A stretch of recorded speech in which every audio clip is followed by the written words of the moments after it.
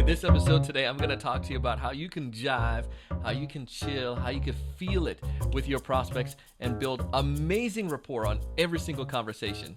You're going to love this one.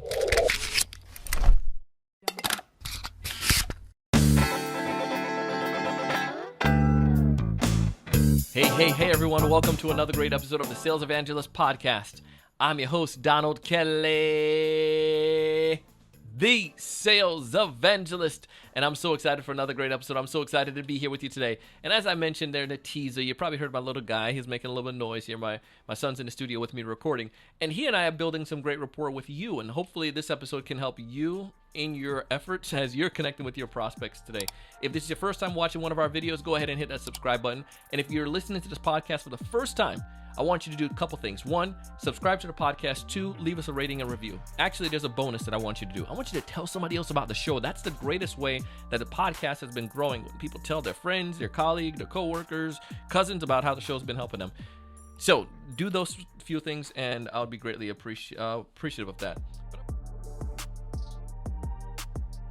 The more you can connect with someone, the higher chance you have of succeeding, especially when it comes towards sales. But there's three things that I find that salespeople three mistakes they inherently make over and over again that removes that rapport or doesn't help foster or build strong rapport. The first one is that they put on the fake persona. They're not themselves. They put on that corporate umbrella, that corporate image, that corporate voice, and it takes away from who they are. Number two is that they're not interested enough in the prospects.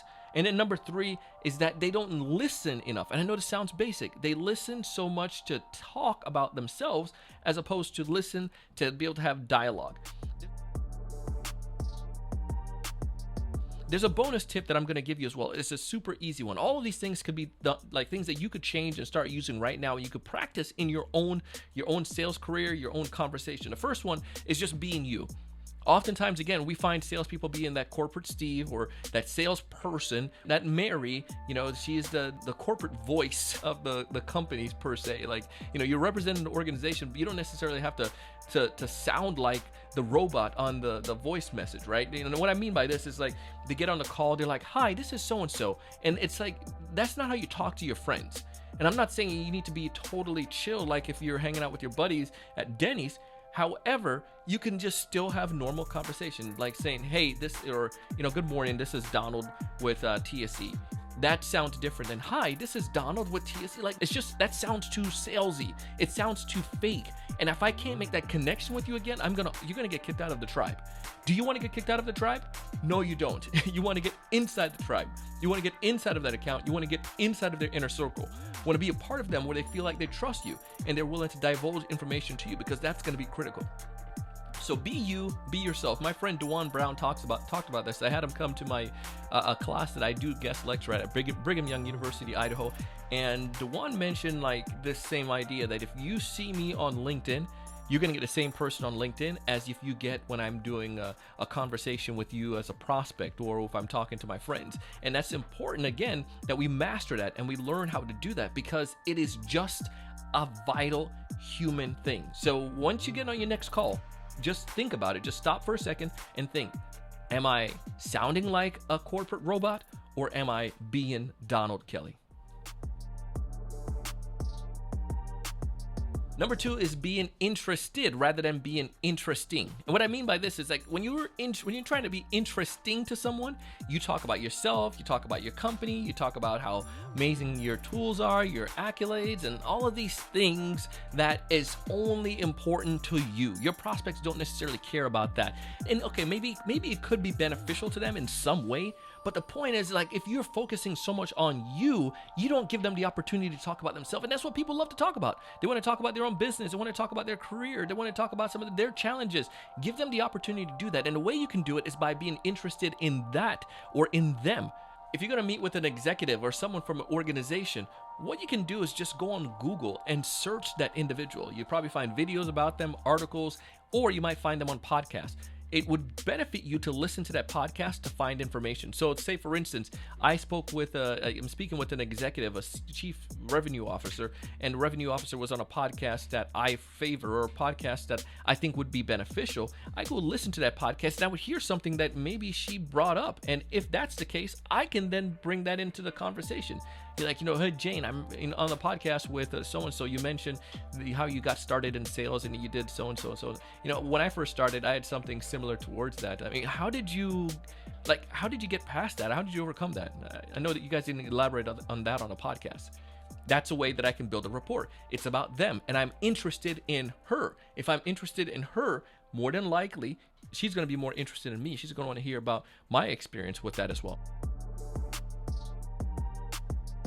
If I don't show you, if I don't demonstrate to you, if you can't see or feel that I'm listening, it doesn't matter what I say if I tell you that I'm listening. Even if I can regurgitate everything that you said, it doesn't feel good. I want to make sure that I can see and hear. And obviously, if you're on a phone call, you can't do that. You can't see you, but they can hear and they can feel that you actually care for them and that you're actually listening to them. So don't focus on what you're going to say. Focus more of your time on what they are saying and also what they have not said. If you can do that, if you can listen with that intent, people are going to want to get connected with you. You're going to build strong rapport. Now, I know I promised you 3 things. The 4th one, which is a bonus one, is to actually use the person's name. So throughout the conversation, now you don't want to make it redundant and say their name every time you talk, but use it in a natural way. Like, say, for instance, if we just demonstrated our solution, I might ask you, Mary, what do you think about that piece? Did that kind of tie back to what we talked about last week? Hey, Dave, what are your thoughts on this? Did that help you? Was that beneficial to kind of see it in that way? But giving that person the opportunity to hear their own name, that's the most important word in the English language, or any language for them, is their own name. Make them feel special. That's going to help you to build strong bond. Now, all of these things that I'm telling you, it's not like, some phony stuff like, you're looking at their camera and saying, hey, I see you play baseball, or, any of those things. It's being genuine as a human being. And if you can be genuine and connect with someone as a human being, come on. It's going to be amazing for you. You're going to thrive. You're going to succeed.